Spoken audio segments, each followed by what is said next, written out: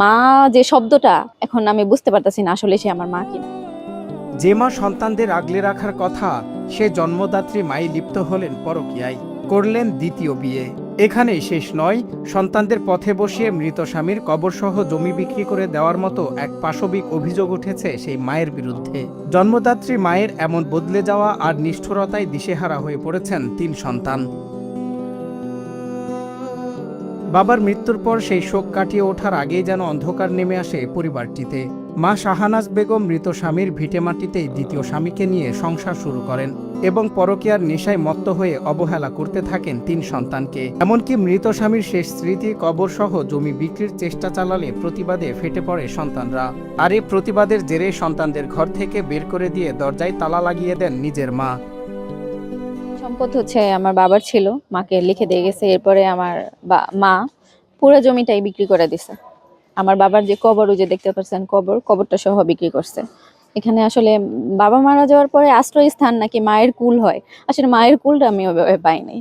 কারণ বাবা মারা যাওয়ার কিছুদিন পরেই সে একটা ছেলেরে বিয়ে করে। ছেলেটার 52 বছর বয়স আর ছেলেটার বয়স হয়েছে 26 বছর। এই ছেলেটারে নিয়ে এখন সে সংসার করতেছে।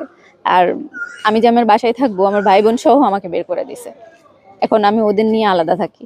এখন মা যে শব্দটা এখন আমি বুঝতে পারতাছি না আসলে সে আমার মা কিনা। তো এখন সে বিয়ে করে আরেকজনের সাথে পরক্রিয়া করে বিয়ে করে সে মানে তার সাথে থাইকা এখন আমাদের ওই জমিটা বিক্রি করে ফেলছে আমার বাবার কবর সহ।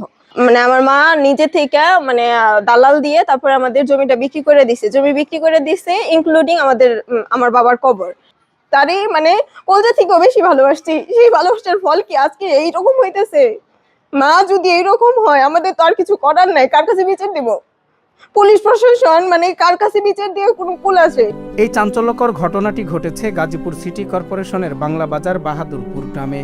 বড় মেয়ে মর্জিনা আক্তার জানান, বাড়ি থেকে বিতাড়িত হয়ে তারা অন্যের বারান্দায় রাত কাটিয়েছেন। শুধু ঘর ছাড়া করেই নয়, তারা যখন পুলিশ ওই এলাকাবাসীর সহায়তা ঘরে ফেরেন তখন দেখেন ঘরের সব আসবাবপত্র তছনছ করা এবং মূল্যবান অলংকার নিয়ে চম্পট দিয়েছেন তাদের মা। আজকে বাসায় তো ওই যে আমাদের আইনের লোক আসছিল, উনি আসার পরেই আমার মা যে তালা খুলে দিল। খুলে দেওয়ার পরে দেখি আমার পুরো ঘর তছনছ, আলমারি ভেঙে ফেলছে। আমার আলমারি যে গহনা ছিল, টাকা ছিল, মানে যা ছিল কিছুই নাই। আর আমার পুরো ঘর আওলা জড়ো। পৃথিবীর সবচেয়ে নিরাপদ আশ্রয়ের নাম হলো মা, কিন্তু সেই মাই যখন সন্তানদের শত্রু হয়ে দাঁড়ায় তখন সেই কষ্টের ভাষা বোঝার সাধ্য থাকে না কারোর।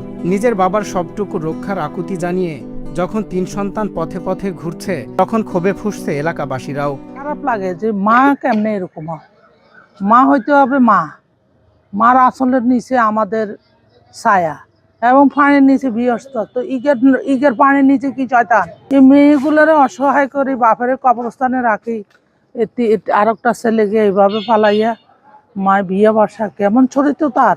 মার কি আছে তার বিয়ের ভিতরে? এতদিন যে আমাদের একটা ধারণা ছিল যে মা সন্তানদের আগলায় রাখে, বাপ ছাড়াও তো মা মানে গাছের একটা বিশাল ঢাল হিসেবে সন্তানদের রাখে, কিন্তু এখন এই সংজ্ঞাটা পুরোটাই বদলে গেছে। আমি জানি না উনি কোন ধরনের মানুষ, তবে আমরা চাই তার সন্তানগুলো যেন সুষ্ঠু বিচার পায়, তাদের একটা সুন্দর ভবিষ্যৎ নিরাপত্তার যেন নিশ্চিত হয়। বাবাহারা এই 3 এতিম সন্তান আজও আশায় বুক বাঁধে। তারা চায় তাদের বাবার রেখে যাওয়া শেষ সম্বলটুকু রক্ষা করতে।